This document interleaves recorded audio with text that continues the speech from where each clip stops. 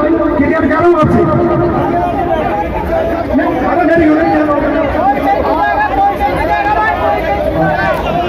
हमारे बीच में आगामी कड़ी में मेरे भाई मुकेश यादव जी संक्षेप करेंगे और तगड़ा बोलेंगे। आप बोलते कमजोर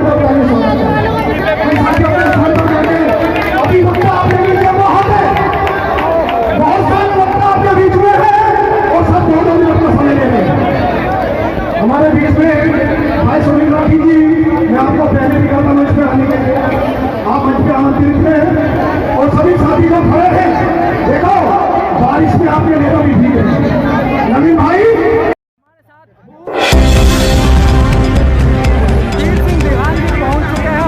रैली में समर्थन करने के लिए सर, आप आए दिन रोड पर रहते हैं, सड़कों पर रहते हैं और आप समाज की बात उठाते हैं, तो आज हल्ला बोल रैली से क्या लगता है कि सरकार के कानों पर जू रहेंगे कि? देखिए, जब भी दिल्ली के देश के सफाई कर्मचारी ने आंदोलन किया है दिल से, वो कोई भी सरकार रही हो, चाहे वो कांग्रेस की सरकार रही हो, चाहे जो भी सरकार रही हो, चाहे आपकी भाजपा की सरकार है, जो भी है, उस सरकार को सोचने पर बाध्य होना पड़ा है। और मैं ये दावे से कहता हूँ कि कोर कमेटी के नेतृत्व में दिल्ली का सारा सफाई कर्मचारी एक होगा और एक होकर संघर्ष करेगा। निश्चित तौर पर केंद्र की भाजपा की केंद्र की सरकार, दिल्ली की केजरीवाल की सरकार, इनको घुटने टेकने पड़ेंगे और सफाई कर्मचारी की लंबित मांगे जो भी है वो उनको माननी पड़ेगी, ये मेरा विश्वास है। लेकिन सर, नए नए संगठन बनते हैं, जैसे अब कोर कमेटी बनी है, उससे पहले कई संगठन बने, वो काम न करके वो आपसी सेल्फ की राजनीति करते हैं। देखिए, कोर कमेटी कोई आज का संगठन नहीं है, ये स्वर्गीय राधेश्याम ठाकरे थे, उस समय इसका शुरुआत की गई थी, लेकिन बीच में थोड़ी स्कूल रही थी। अब दोबारा से इसको सरकार जौहरिया जिसके अध्यक्ष बनाए दिल्ली के, और मुझे पूरा विश्वास है कि अपने नेतृत्व में दिल्ली के सफाई कर्मचारी पूरी तरह से आंदोलन के लिए तैयार रहेंगे। तो सर, आज की जो हल्ला बोल रैली में मुख्य मांगे क्या रही? मुख्य मांगे हमारी यही है कि जो हमारे कर्मचारी हैं वो 2010 तक उनको पक्का किया जाए। तो आगरा में एक मुद्दा है, कर्मचारी को 2003-04 से पक्का किया था, उसको तेरे से मानने की बात कही जा रही है, वो गलत है। क्या इसके लिए कहीं भी जाना पड़े, कितनी लड़ाई लड़नी पड़े, कितनी कुर्बानी देनी पड़े, हम अपने कर्मचारियों को 2003 और 2004 से इनको पक्का करा कराएंगे।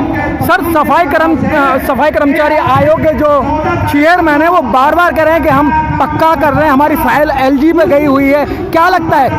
देखिए, ये जो आयोग है, ये मैंने पहले भी बात कहा था कि बिना हथियार का सिपाही है, इसको सिर्फ कहना है, कह रहे हैं बड़ी बात को करते हैं कि वो कह रहे हैं, लेकिन उनसे होना कुछ नहीं है। मैं कहना चाहता हूँ कि आज जो कर्मचारी को मिलना होता, कुछ देना होता, जो काबिल तो काबिज है, काबिल के सीट पे बैठे हैं और उनकी सरकार है दिल्ली में, केजरीवाल की सरकार है दिल्ली में, इसके वो नुमाइंदे हैं, उनको बहुत दिन पहले ये चीज़ करनी चाहिए थी, पक्का करना चाहिए था।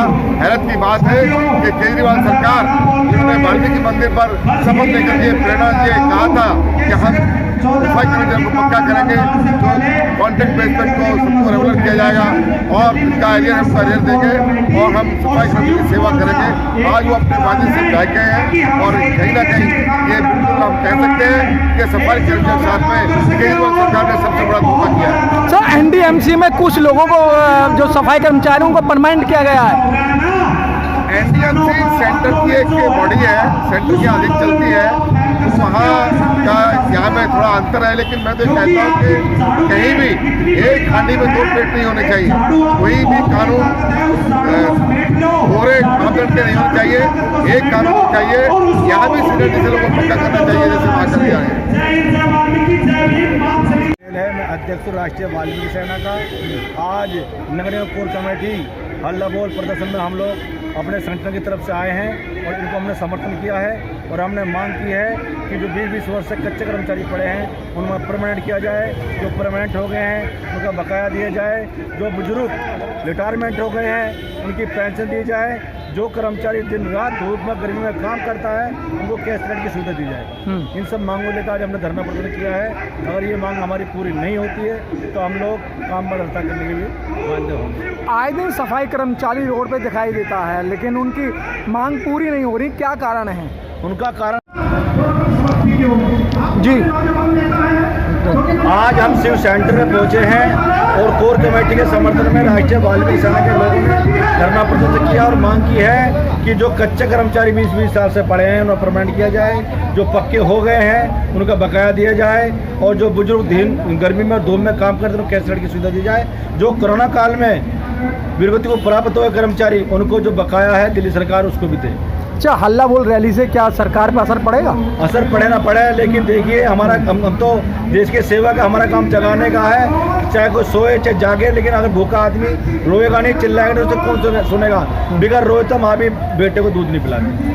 लेकिन मोदी जी कहते हैं कि सबका साथ विकास सबका विकास, तो क्या आपको विकास नहीं हो रहा है? हमारा इतना अच्छा विकास हो रहा है कि 3-3 4-4 महीने से हमें सैलरी नहीं मिलती, 20-20 साल से कच्चे पड़े हैं हम लोग, हमारे बुजुर्गों को पेंशन नहीं है, हमें कोई सुविधा नहीं है। जो हमारे एमसीडी क्वार्टर बने हुए हैं ना वो भी गिरने को तैयार हैं, उनकी भी कोई मेंटेनेंस नहीं हो पाती। ये हमारा विकास हो रहा है। एक हमारे बीच में एक साथी और हैं जो काफ़ी सीनियर हैं, मोनी चंदेल जी। चंदेल जी, आपने एमसीडी में काम किया और आप समाज की सेवा कर रहे हैं, क्या कारण है? आप कब तक इन लोगों से मांगते रहेंगे? आगे आ जाओ। देखिए, पहले तो मैं आपके चैनल का धन्यवाद करता हूँ कि आपने मौका दिया बोलने का। हमारा जो आज हमारे समाज के साथ और कर्मचारियों के साथ जो ये दुर्भाग्य हो रहा है, ऐसा कभी नहीं हुआ जब से ये सरकार आई है। जब से ये मैं तो ये कहूँगा ये मिली जुली सरकार है, जो कर्मचारियों के साथ इतना अत्याचार हो रहा है। जैसे कि कोरोना जैसे काल में भी, कोरोना में भी हमने देश की रक्षा की है, सबको बचाया है, गंदगी को हमने उठाया है। उन्हें 4-4 महीने हो जाते हैं सैलरी नहीं मिलने पर।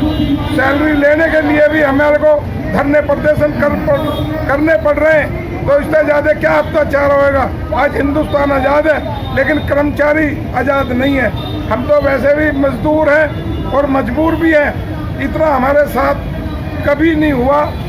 70 साल 75 साल हिंदुस्तान आज़ाद हुए हो गए, हम आज़ाद नहीं है, मजदूर आज़ाद नहीं है। मजदूर तो और बेकार हो गया है और 25-25 साल हो गए जो हम पक्के भी नहीं हो रहे।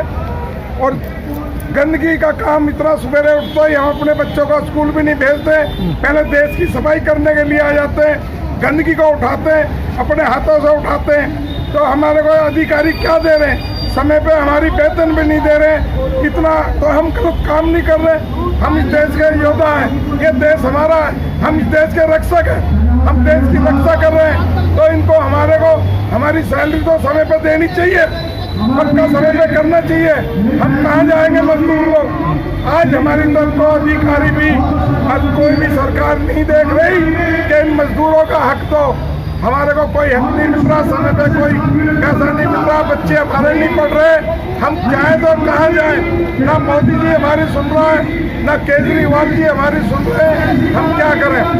आज मजबूरन होकर हमने यहाँ धरना प्रदर्शन किया है और इसके बाद में अब जो हमारी सुनाई नहीं हुई, 14 तारीख को पूरी हड़ताल दिल्ली बंद करेंगे और चाहे कुछ भी हो जाए हम अपना हक लेकर रहेंगे और इसको भी खत्म कराएंगे कि धरना प्रदर्शन करके तो सैलरी हमारे को मिलती है, ऐसे नहीं होना चाहिए, समय पे होना चाहिए। सुरेंद्र चंदेल जी, दिल्ली के अंदर लगभग 40 लाख दलित समाज, अगर सीधी सीधी मैं बात कहूँ वाल्मीकि समाज है और मात्र 17% पे सरकार बन जाती है, लेकिन अभी आप लोगों ने अपना अधिकार मांगने की कोशिश ही नहीं की। कब तक मांगते रहेंगे आप? बहुत बहुत धन्यवाद। मैं आपके चैनल के माध्यम से ये आह्वान करना चाहता हूँ राष्ट्रीय वाल्मीकि सेना का अध्यक्ष होने के नाते, संस्था के नाते, कि हमने एक आह्वान कर रखा कि झाड़ू छोड़ो, कलम उठाओ और बाबा साहब को अपनाओ। मेरा फिर एक बार अपील आपके चैनल के माध्यम से है कि साथियों, जब तक हम मिशन के तहत ये देश हमारा है, हम काम नहीं करेंगे, अपने बच्चों को पढ़ाएंगे लिखाएंगे नहीं, और इस देश पे काबिज नहीं करेंगे, हमारी सरकार नहीं बनेगी जब तक हमारे हक नहीं मिलेंगे। ये मोनी चंदेल जी, आप बहुत पुराने साथी हैं और बहुत अरसे से काम कर रहे हैं। नहीं लगता कि आप लोग 40 लाख दिल्ली के अंदर होने के बावजूद और मात्र 17 ऐसे आ जाते हैं हमारे बीच में जो हमारे में फूट डालकर और वो फूट का फायदा उठा लेते हैं। इसीलिए हमारी एकता को वो खत्म कर देते हैं। किसी भी लालच से, स्वार्थ से या हमारी कोई मजबूरी बन जाती है, इसलिए हमारी सरकार को नहीं ये लोग बनने दे रहे, नहीं हमारे को आगे आने दे रहे। तो चंदेल जी, आपको पता है बाबा साहब के साथ में भी कितनी कितनी बड़ी गद्दारियां की, और यही नेता थे जो आज आप बाबा साहब को पढ़ रहे हैं, बाबा साहब की बातों को नहीं मान रहे हैं, गद्दारों का साथ फिर दे रहे हैं। तो यही तो हम लेकर चल रहे हैं, बता रहे हैं बाबा साहब के जो अधिकार दिए हुए हैं हमें वो अधिकार मिलना चाहिए। बाबा साहब ने जो अधिकार उन पे हमें अमल करना चाहिए, एकता बनानी चाहिए, अपनी एक होकर अपना हक मांगना चाहिए। 1585 की लड़ाई लड़ते हैं और 1585 सबसे ज़्यादा होता है, लेकिन 15% लोग आपको गुलाम बनाए हुए हैं।